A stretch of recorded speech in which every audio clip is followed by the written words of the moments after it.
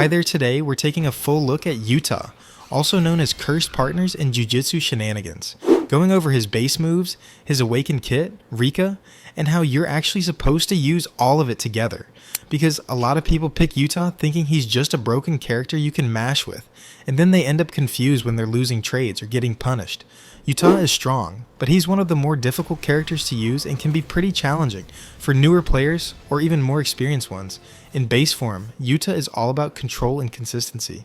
Your goal isn't to win every match or beat every player, but to be able to stay on top of your opponent and slowly force them into bad situations. His first base move is a fast close range attack, and this is one of your most important tools early on. It's quick and deals decent damage but can be blocked, yet is very useful for dashing in or catching someone at the end of their dodge. Once this lands, you can immediately chain into M1s or another ability, which is why it's such a good combo starter. But if you throw it out randomly without setting it up, you'll get punished pretty easily. His second base move gives you forward momentum and a bit more range, and this is basically your gap closer. Anytime someone tries to create distance or reset the fight, this move lets you stay aggressive and keep pressure on them. It also fits really cleanly into combos, which is why Yuta works best when you're constantly moving instead of standing still and waiting. The third base move is where Yuta really starts to feel different from other characters. This move is all about control and positioning. Whether it locks the opponent in place or knocks them into a favorable spot, it gives you a moment where you're fully in control of the interaction. When this move lands, you should already be thinking about your next step, extending the combo, calling Rika, or moving around to keep pressure going.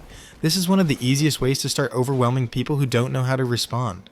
The fourth base move is slower, but it hits harder, and it's meant to apply more amounts of pressure. This is the move you use when you've already pressured someone and want to either finish a combo, punish a mistake, or force them off you. You don't want to spam this move, because missing it leaves you open, but when you land it at the right time, it feels really rewarding.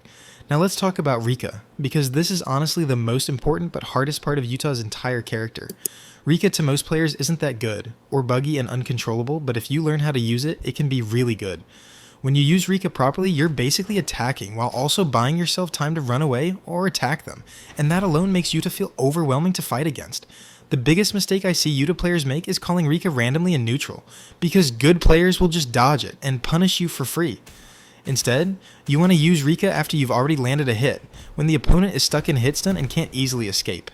That's when Rika really shines, because she forces your opponent to either block or get hit while you're already setting up your next move. She also helps cover your recovery frames, so even if your timing is slightly off, Rika can save you from getting punished. Once you awaken, Yuta becomes highly aggressive and high damaging with all of its attacks, and this is where you can wipe out tons of players, unlike the attacks in its base form. His first awakened move is a high damage engager, and even you may want to simply use it raw. You really shouldn't. This move works best after a confirmed hit or a Rika setup because landing it cleanly immediately shifts the momentum of the fight in your favor. His second awakened move has great area coverage, which makes it perfect for catching dodges, panic movement, or people trying to escape once they realize how much damage awakened Yuta can do.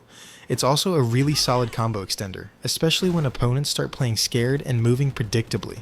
The third awakened move is your big burst option. This move does a ton of damage, but it's not something you want to gamble with. The best way to use it is after Rika hits or at the end of a longer combo, because that's how you secure kills instead of letting people survive with a sliver of health and reset the fight. The fourth awakened move is slower, but it's absolutely devastating when it lands. This move is perfect for punishing defensive players or ending fights cleanly, and if you confirm into it properly, there's usually not much your opponent can do about it. The way everything ties together is actually pretty simple. In base form, Yuta controls the pace of the fight and forces mistakes. Rika locks opponents down, applies pressure, and keeps you safe. Then Awakened Yuta comes in to finish the job with raw damage.